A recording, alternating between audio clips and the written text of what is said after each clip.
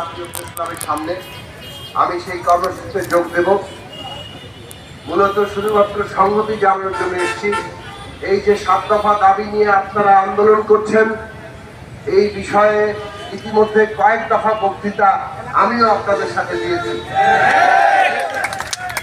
সরকারকে আমরা পরিষ্কার করে বলতে চাই, এই সরকার অভ্যুত্থানের উপর দাঁড়িয়ে থাকা সরকার। এই অভ্যুত্থান কারা করেছে? এই দেশের ছাত্র, শ্রমিক, জনতা। এই দেশের তরুণ ছাত্ররা, তরুণ শ্রমজীবীরা, তরুণ শ্রমিকরা, কর্মচারীরা, তারা সবাই জীবন দিয়ে, শিশু, নারী, বৃদ্ধ, বাঙালি, চাকমা, হিন্দু, মুসলমান, সবাই মিলে কিন্তু এই বাংলাদেশটা নতুন একটা যাত্রায় নিয়ে।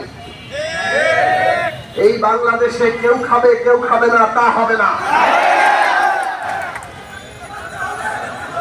এই বাংলাদেশের বাজেট, এই বাংলাদেশের বাজেট, এই বাংলাদেশের আর্থিক নীতি, বেতন নীতি, এই সব কিছু কতিপয়ের জন্য একরকম হবে।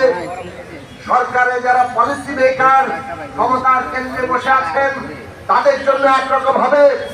আর দেশের লক্ষ লক্ষ কর্মচারীরা, লক্ষ কোটি শ্রমিকরা, কৃষকেরা, তাদের জন্য আরেক রকম হবে। এইটা আর মানা হবে না। আজকে এখানে কর্মচারীরা বাংলাদেশের এই রাষ্ট্র প্রশাসন, এটা সচল রাখার অন্যতম গুরুত্বপূর্ণ অংশ। কর্মচারীরা ছাড়া একদিনও প্রশাসন চলবে না।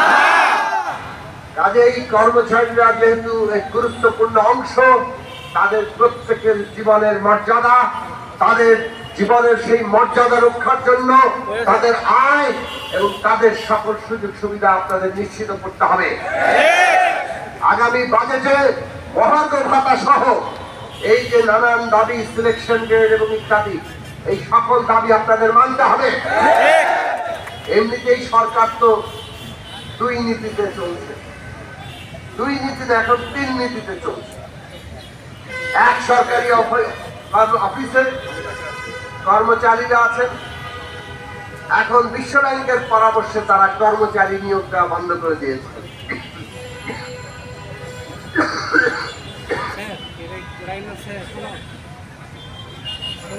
তারা কি করছেন? আউটসোর্সিং করে লোক আনছে। এই আউটসোর্সিং কর্মচারীদের জন্য আমরা লড়াই করছি।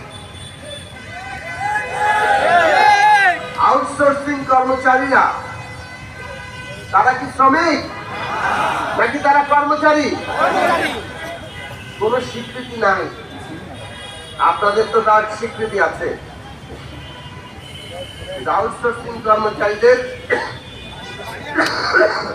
শ্রমিক হিসাবে স্বীকৃতি নাই, কর্মচারী হিসাবে স্বীকৃতি নাই। কতিপয় লোককে ব্যবসা করার সুযোগ দেওয়া হবে। তারা মানুষ বেচার, মানুষের শ্রম বেচার ব্যবসাদার। তারা ঠিকাদার হিসাবে সরকারি অফিসে লোক সাপ্লাই দেয়, আর তাদের যখন তখন ছাঁটাই করে, তাদের টাকা মেরে দেয়, তাদের বেতনটাও মেরে দেয়। সরকার তাদের কর্মচারী হিসাবে স্বীকৃতি দেয় না, আবার শ্রমিক হিসাবে স্বীকৃতি দেয় না। তারা শ্রম আইনের আওতার মধ্যেও পারে না, তারা ইউনিয়ন করতে পারে না। আরো আছে দৈনিক মজুরি ভিত্তিক সাময়িক শ্রমিক। এরাও কি শ্রমিক?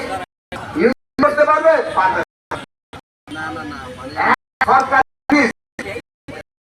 যারা আইন কথা, নাগরিক মর্যাদা প্রতিষ্ঠানের কথা, আজকে অফিসে এক একটা মন্ত্রণালয়, মাথা ভারী প্রশাসন, সেইখানে টাকার অভাব হয় না। শেখ হাসিনা ফ্যাসিবাদ চালু রাখার জন্য কতিপয় কর্মকর্তাদেরকে সুবিধা, চাকরি, বড় বড় পোস্ট দেওয়ার জন্য ওই মাথাভারী প্রশাসন তৈরি করেছে। তাদের সুবিধা দিয়ে একটা ফ্যাসিবাদ চালিয়েছে। আর সমস্ত কিছু কাঁঠালটা ভাঙতে হবে গরিবের মাথায়, এটা কর্মচারী, শ্রমিক, কৃষকের মাথায়। ডক্টর মোহাম্মদ ইউনূসের অন্তর্বর্তী সরকারকে আমরা পরিষ্কার বলতে চাই, আপনাদের এই নীতি থেকে সরে আসতে হবে। এই দেশের শ্রমিক, কৃষক, এই দেশের কর্মচারীদের যদি কল্যাণ না হয়, তাহলে বাংলাদেশ নতুন যাত্রায় যেতে পারবে না। সম্প্রতি 1 মেতে আপনিও বলেছেন, শ্রমিকদের উন্নতি না হলে বাংলাদেশ নতুন যাত্রায় যেতে পারবে না। আপনার কথা অনুযায়ী যাতে আমরা আপনার নীতি দেখতে পাই। কথা মুখে একটা আর নীতি বানাবেন আরেকটা, বাংলাদেশের মানুষ এটা আর মানবে না। কাজে এই আগামী দিনের বাজেট, আগামী দিনের সরকারের নীতি আমরা দেখতে চাই। জনগণের সকল অংশের যে দাবি দেওয়া, সেই সব দাবি দেওয়াকে আপনারা বিবেচনার মধ্যে নিয়েছেন। টাকার অভাবের কথা বলবেন না। চুরি আর লুটপাটের টাকার তো এই দেশে অভাব হয় নাই। অতএব চুরি আর লুটপাটের টাকা বন্ধ করেন এবং জনগণের দাবি দেওয়া মানার ব্যবস্থা করেন।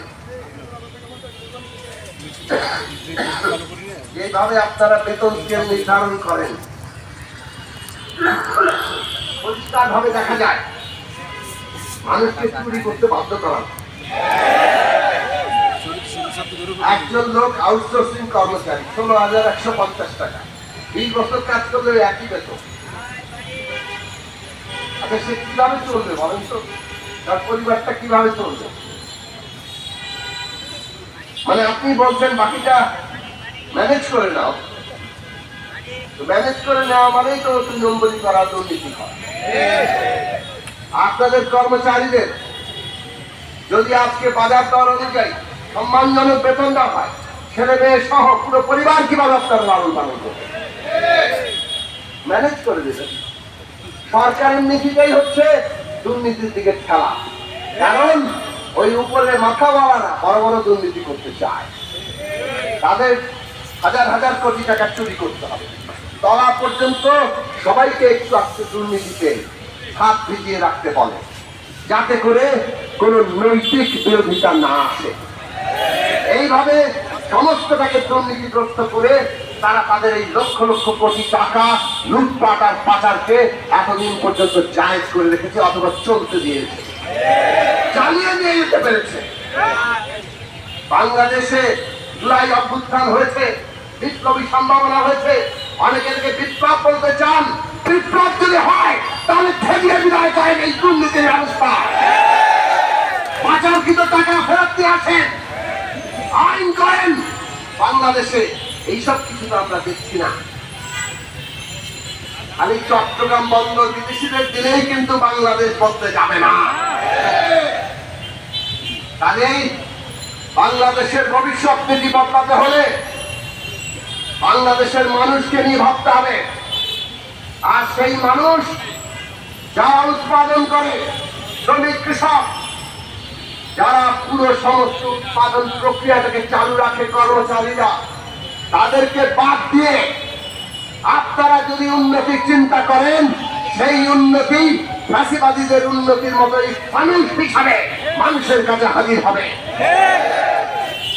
আগামী দিনে যাতে সেই উন্নতি, যে উন্নতিতে জনগণ আছে, সবাইকে নিয়ে উন্নতি, নতুন রাজনৈতিক বন্দোবস্ত মানে সবাইকে নিয়ে উন্নতি, নতুন রাজনৈতিক বন্দোবস্ত মানে সবাইকে নিয়ে এগিয়ে যাওয়া, বাংলাদেশকে এমন একটা গণতান্ত্রিক ভিত্তির উপর দাঁড় করানো যাতে প্রতিটি মানুষ সেই দেশে নিজের ভবিষ্যৎ এবং বিকাশ দেখতে পায়।